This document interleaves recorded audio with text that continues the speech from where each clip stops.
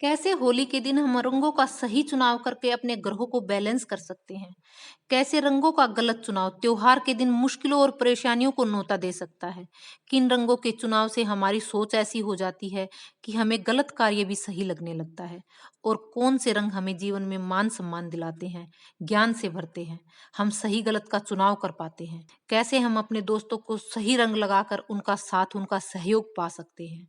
सबसे पहले तो हमें घर में सुख शांति बनाए रखने के लिए खुद को बैलेंस रखना, खुद के ग्रहों को बैलेंस रखना बहुत ज़रूरी है। आज इसी विषय पर बात करेंगे। उससे पहले मैं आप सबको प्रणाम करती हूँ, आप सबका बहुत-बहुत स्वागत करती हूँ आप ही के चैनल शकुन एस्ट्रोलॉजी में। अगर आपने अब तक चैनल को सब्सक्राइब नहीं किया, तो आप सबसे एक निवेदन है कि आप चैनल को सब्सक्राइब कर बेल बटन को ज़रूर दबाएँ ताकि आने वाली वीडियो की जानकारी आप सबको समय पर मिलती रहे। और अगर आप सबने चैनल को पहले से सब्सक्राइब किया है, तो आपका तहे दिल से बहुत-बहुत धन्यवाद।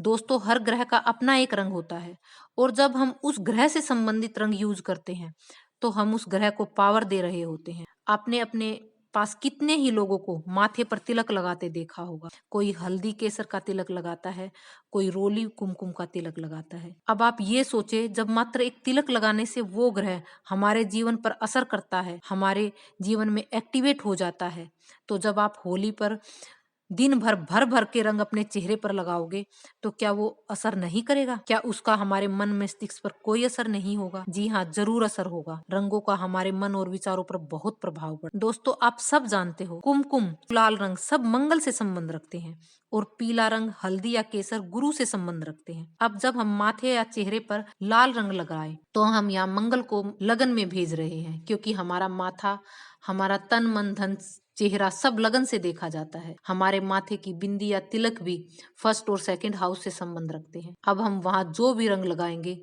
आप मान के चलो कि आपने उस रंग से संबंधित ग्रह को फर्स्ट हाउस यानी लगन में प्लेस कर दिया। दोस्तों, कितने ही लोग ऐसे होंगे कि ये सोचकर होली के दिन सुबह की शुरुआत करते हैं कि आज मैं बिल्कुल साफ सुथरी होली खेलूंगा, कोई लड़ाई झगड़ा नहीं करूंगा, ड्रिंक नहीं करूंगा। पर जब आप गलत रंग से दिन की शुरुआत करें, तो सारी सोच 2 मिनट में उल्टी हो जाती है।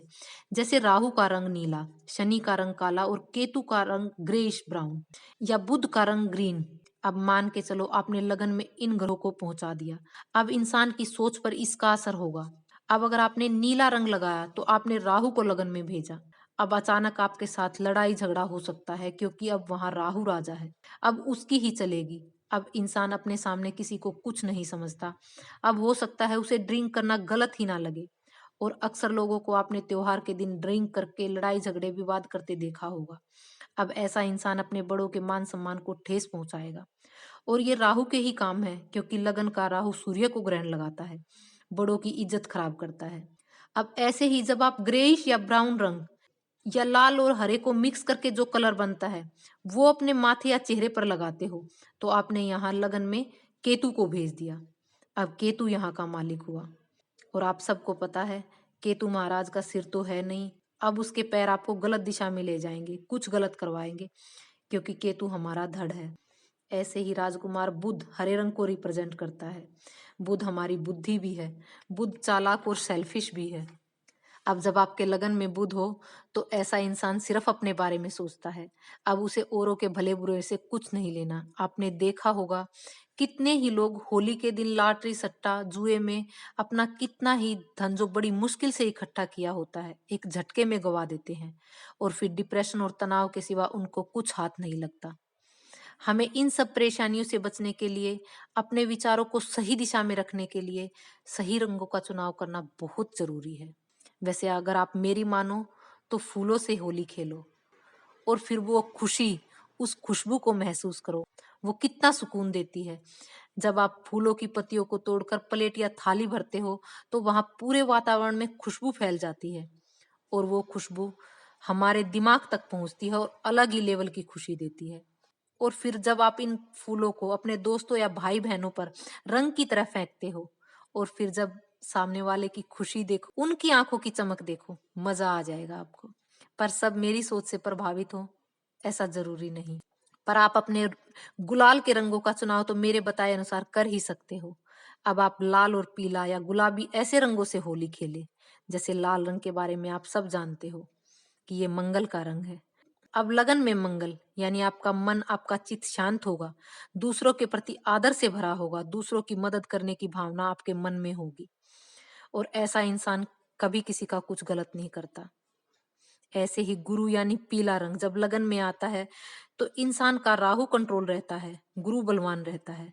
अब इंसान ज्ञान से भरा होगा, इंसान देने की प्रवृत्ति वाला होगा। ऐसा इंसान किसी का बुरा नहीं करता, किसी का बुरा नहीं सोचता। आपने बड़ों को कहते सुना होगा कि होली के दिन दुश्मन भी दोस्त बन जाते हैं, क्योंकि पहले टाइम में लोग होली पर हल्दी या कुमकुम लगाते थे। तब उन रंगों से हमारी सोच भी प्रभावित होती थी।